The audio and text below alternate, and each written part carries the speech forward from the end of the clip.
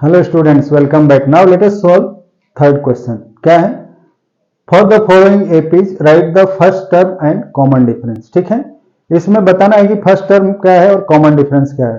तो किसी भी लिस्ट में यानी जो एपी में हो और उसका फर्स्ट टर्म क्या होता है, जो टर्म बिगिनिंग में है वो फर्स्ट टर्म है। और कॉमन डिफरेंस क्या है? किसी भी दो लगातार टर्म का डिफरेंस। ठीक है, सो यहां पर फॉर फर्स्ट क्या है, गिवन एपी है 3, 1, -1 एंड -3, ये एपी में है। So here term at the beginning is first term, यानी इसके बिगिनिंग में जो होगा वो फर्स्ट टर्म होगा। So here a equal to क्या है 3, जो कि बिगिनिंग में है। नाउ बी इक्वल टू क्या हो जाएगा, किसी भी दो टर्म का। तो हम दूसरे और पहले टर्म का डिफरेंस ले रहे हैं, दैट इज 1 - 3 इक्वल टू क्या हो जाएगा -2।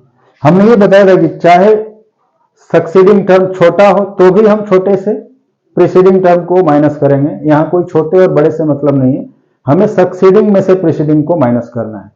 ठीक है, तो यहां पर 1 - 3 -2 होगा, या इस -1 में से -1 करेंगे, ये भी -2 होगा।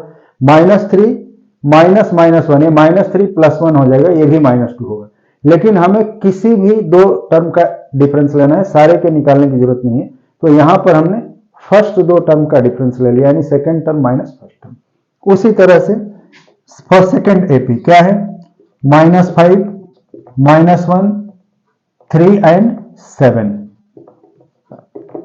सो यहां हियर इस केस में क्या है, फर्स्ट टर्म बिगिनिंग में कौन सा टर्म है -5, so this is -5 and d equal to common difference क्या होगा, -1 -5 that is -1 + 5, this is equal to 4 हो गया।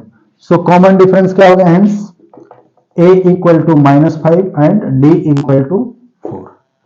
ठीक है, नाउ तीसरा third is 1/3, 5/3, 9/3, 13/3 and so on.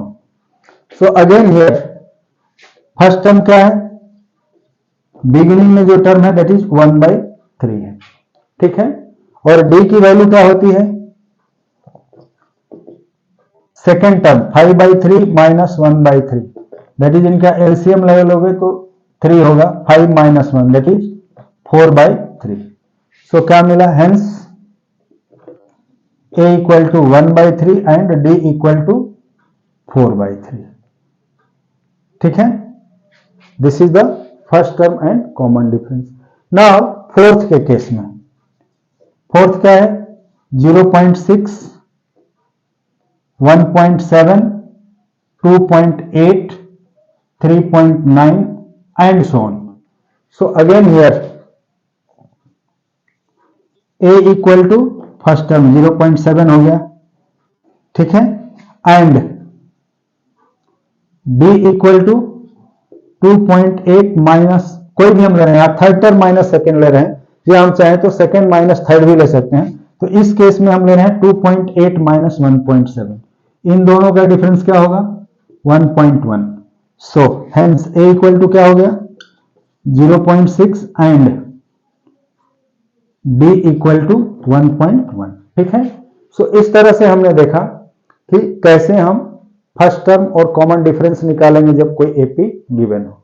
ठीक है, तो नोट करो, मिलते हैं नेक्स्ट वीडियो में नेक्स्ट क्वेश्चन के साथ। Thank you.